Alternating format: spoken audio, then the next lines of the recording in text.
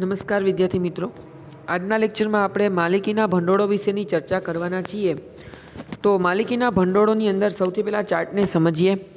તો એની અંદર આપ્યું છે ઇક્વિટી શેર, પ્રેફરન્સ શેર અને રાખી મૂકેલી કમાણી અથવા તો નફાનું ધંધામાં પુનઃરોકાણ. કઈ કઈ જગ્યાએથી નાણું મેળવી શકાય એની આપણે હવે ચર્ચા કરવા જઈ રહ્યા છીએ. નાણાંનું મહત્ત્વ ધંધાકીય એકમમાં કેટલું છે એ આપણે અગાઉ જોઈ ગયા મિત્રો. હવે ઇક્વિટી શેરની અંદર એના 3 પ્રકારો છે. એક સામાન્ય ઇક્વિટી શેર છે, એક સ્વેટ ઇક્વિટી શેર છે અને એક અન્ય ઇક્વિટી શેર છે. પ્રેફરન્સ શેરની અંદર 20 વર્ષ પહેલાં પરત કરી શકાય તેવા પ્રેફરન્સ શેર અને એક બાજુ 20 વર્ષ પછી પરત કરી શકાય તેવા પ્રેફરન્સ શેર, એ પણ 2 પ્રકારના છે. અને બાકી તમને કીધું કે તમારા ધંધામાં તમે રાખી મૂકેલી મૂડી હોય અથવા તો નફો જે છે તમને થયો હોય અને તમે રીઇન્વેસ્ટમેન્ટ કરો તમારા બિઝનેસમાં, તો એ રીતે પણ માલિકીનો ભંડોળ જે છે એ થઈ શકે ઊભું. હવે વાત કરીએ ઇક્વિટી શેરની, તો સૌથી પહેલાં આપણે એનો અર્થ જોઈએ. જે શેરને ડિવિડન્ડ મેળવવાનો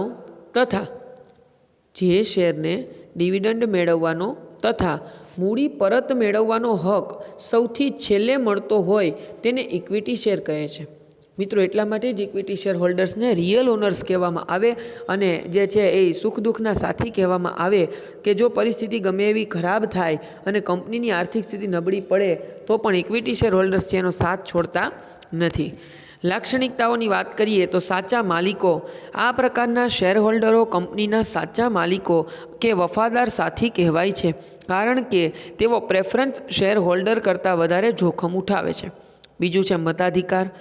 સામાન્ય ઇક્વિટી શેર હોલ્ડરને સભામાં શેર દીઠ મત આપવાનો અધિકાર છે. ડિવિડન્ડની વાત કરીએ તો આ પ્રકારના શેર હોલ્ડરોને મળતા ડિવિડન્ડ અને ડિવિડન્ડનો દર અનિશ્ચિત હોય છે. ચોથું છે નફા સાથે સંબંધ. આ પ્રકારના શેરહોલ્ડરોને મળતું ડિવિડન્ડ નફા સાથે સંબંધ ધરાવે છે. નફાની વધઘટની સાથે ડિવિડન્ડના દરમાં વધઘટ થાય છે. ત્યાર પછી છે સામાન્ય સભા. કંપની સામાન્ય સભામાં હાજર રહેવાનો, મતદાન કરવાનો તથા સંચાલકોને ચૂંટવાનો અધિકાર આ શેરહોલ્ડરોને મળે છે. એટલે કે મતદાન પણ કરી શકશે અને જે છે નવા એના જે સભ્યોને ચૂંટવાના છે ત્યારે એમાં મતદાન કરીને સભ્યોને ચૂંટવામાં પણ મદદ કરી શકશે.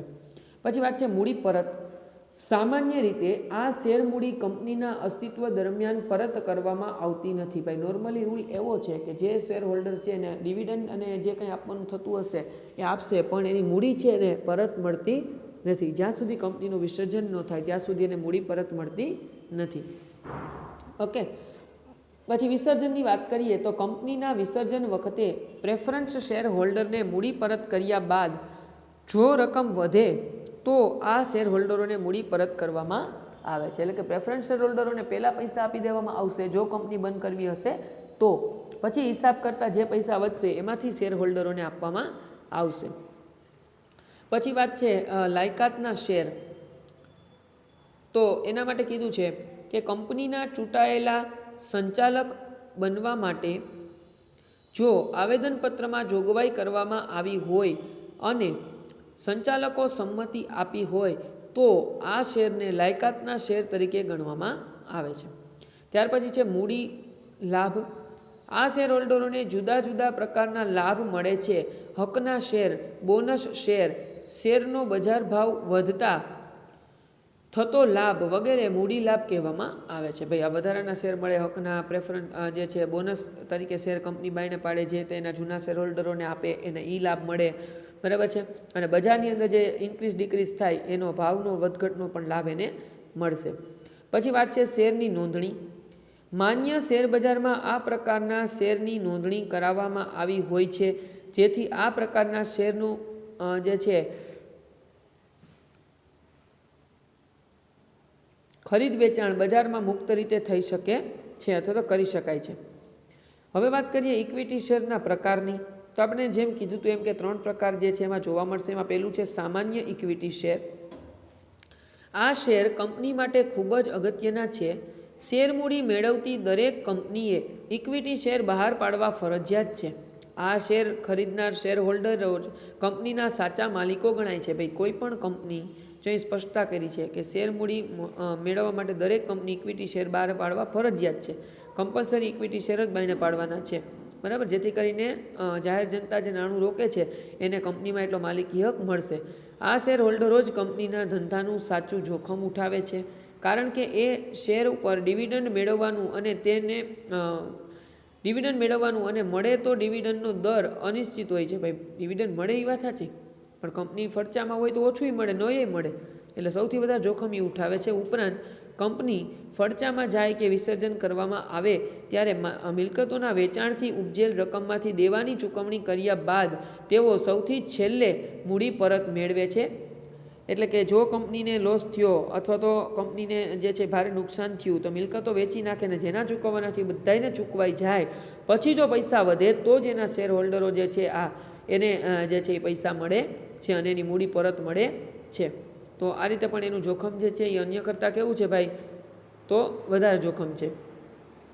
પછી છે તો કે પ્રવર્તકો ટૂંકા ગાળાની, મધ્યમ ગાળાની અને લાંબા ગાળાની મૂડીની જરૂરિયાતો અને ધ્યાનમાં રાખી વહેંચી નાખે છે. એક મિનિટ.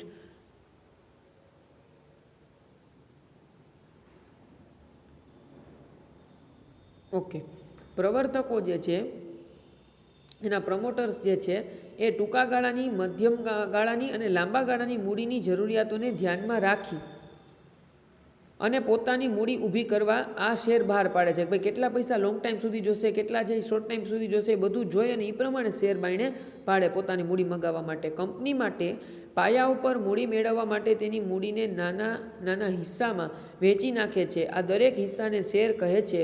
આ શેર ખરીદનારાને શેર હોલ્ડર કહેવામાં આવે છે. કે ભાઈ 5 લાખ જોતા છે તો એક જ વ્યક્તિ પાસેથી નહીં, પણ 5 લાખ જે છે એના શેર દીઠ ભાવ બાયણે પાડી અને કટકા કરી નાખે અને એ બધા લોકો પાસેથી પૈસા મંગાવે અને એ બધા જે છે એના શેર હોલ્ડર કહેવાય, જેના સાચા માલિકો પણ કહેવાશે. ત્યાર પછી જે છે એ છે સ્વેટ ઇક્વિટી શેર. કંપની તેના સંચાલકો અને કંપનીમાં કામ કરતી વિશિષ્ટ જ્ઞાન ધરાવતી વ્યક્તિઓને તથા કર્મચારીઓને વસવાટથી અથવા તો રોકડ સિવાયના અવેજથી જે શેર ફાળવે છે તેને સ્વેટ ઇક્વિટી શેર કહેવામાં આવે છે. ફરી પાછું એકવાર જોઈએ. કંપની તેના સંચાલકો અને કંપનીના કામ કરતા વિશિષ્ટ જ્ઞાન ધરાવતી વ્યક્તિઓ, એટલે કે એના જે માણસો છે એને, કર્મચારીઓને વટાવથી એટલે અમુક ટકા ડિસ્કાઉન્ટ આપીને અથવા તો રોકડ સિવાયના અવેજ, એટલે કે પૈસા ન લે એની પાસેથી, એની સામે બીજું કાંઈ કરી અને અવેજમાં બદલામાં જે છે એને શેર ફાળવે છે તેને સ્વેટ ઇક્વિટી શેર કહેવાય છે. ત્યાર પછી છે અન્ય ઇક્વિટી શેર. તો એમાં અન્ય ઇક્વિટી શેર 2 પ્રકારના હોય છે. એક છે મતાધિકાર સાથેના ઇક્વિટી શેર અને બીજા જે છે ડિવિડન્ડના સંબંધોમાં જુદા જુદા અધિકારીઓ સાથે મતાધિકાર ધરાવતા ઇક્વિટી શેર. ઓકે, તો આ 2 રીતે જે છે એ છે મિત્રો. ત્યાર પછી જે છે એ આવે છે પ્રેફરન્સ શેર. પ્રેફરન્સ શેરની વાત કરીએ તો એનો અર્થ જોઈએ ખાલી શરૂઆતમાં. જે શેર પર કંપનીના નફામાંથી ડિવિડન્ડ મેળવવાનો પ્રથમ હક હોય, તેમજ જ્યારે કંપનીનું વિસર્જન થાય ત્યારે મૂડી પરત મેળવવાનો પ્રથમ હક હોય તેને પ્રેફરન્સ શેર અથવા તો પસંદગીના શેર કહેવામાં આવે છે. એટલે અહીંયા જોખમ ઓછું છે ભાઈ. સૌથી પહેલાં નફામાંથી ભાગ પણ તમને મળશે અને જો કંપનીનું વિસર્જન થાય તો સૌથી પહેલાં પૈસા પણ તમારા જ ચૂકવવામાં આવશે મિત્રો. લાક્ષણિકતા જોઈએ તો સૌથી પહેલાં છે ડિવિડન્ડ. પ્રેફરન્સ શેર હોલ્ડરને નિશ્ચિત દરે ડિવિડન્ડ મેળવવાનો પ્રથમ હક છે. એનું ડિવિડન્ડ એડવાન્સમાં ફિક્સ પણ છે અને કમ્પલસરી પણ છે, એટલે એને ડિવિડન્ડ મળશે અને મળશે જ. પછી છે મતાધિકાર. તો કે પ્રેફરન્સ શેર હોલ્ડરોને માત્ર તેમના હિત સાથે સંકળાયેલા બાબતોમાં જ મત આપવાનો અધિકાર હોય છે. હિત સાથે નહીં પણ હિત સાથે. બરાબર મિત્રો, એમ કહેવા માગે છે પ્રેફરન્સ શેર હોલ્ડર જે છે એ મતદાન કરશે પણ કઈ જગ્યાએ, તો કે જેમાં પોતાનું હિત સંકળાયેલું છે, પોતે જ્યાં ઇન્ક્લુડ છે ત્યાં. બાકીના કંપનીના ડિસિઝનમાં એને જે છે મતદાનનો અધિકાર નહીં આપવામાં આવે. ત્યાર પછી વાત કરીએ પસંદગી. તો કે સ્થિર નિશ્ચિત આવક અને મૂડીની સલામતી ઈચ્છતા રોકાણકારો આ પ્રકારના શેર જે છે એ ખરીદવાનું પસંદ કરે છે. પોતે જે જોખમ ઉઠાવવા નથી માગતા વધારે, એ લોકો પ્રેફરન્સ શેર ખરીદશે. પછી તો કે બજારમાં ભાવ. આ શેરની કંપની પ્રમાણમાં સ્થિર રહે છે, જ્યારે વ્યાજમાં દરમાં માળખામાં ફેરફાર થાય ત્યારે જ તેની બજાર કિંમતમાં ફેરફાર થાય છે. બરાબર છે. તો આ રીતના શેરની જે કિંમત પ્રમાણમાં સ્થિર રહે છે બજાર ભાવની અંદર. આ શેરની કિંમત જે છે એ એક સ્ટેબલ જોવા મળે છે, પ્રમાણમાં સ્થિરતા જોવા મળે છે. જ્યારે વ્યાજના દરને માળખામાં ફેરફાર થાય ત્યારે જ તેની બજાર કિંમતમાં ફેરફાર થાય છે. ડિવિડન્ડ પ્રોફિટ વધારે મળે ને શેરનો ભાવ વધે, ઓછા મળે તો ડિક્રીઝ થાય, એ મુજબના ચેન્જીસ આવે. જોખમોનું પ્રમાણની વાત કરીએ તો આ પ્રકારના શેરમાં ઇક્વિટી શેર હોલ્ડરો કરતાં મૂડી પરત મેળવવાનો પ્રથમ હક હોવાથી જોખમોનું પ્રમાણ ઓછું છે. ઇક્વિટી શેર હોલ્ડરને પૈસા વધે છેલ્લે ચૂકવતા તો મળે, બાકી મળતા નથી, બરાબર, અથવા તો ઓછા મળે છે.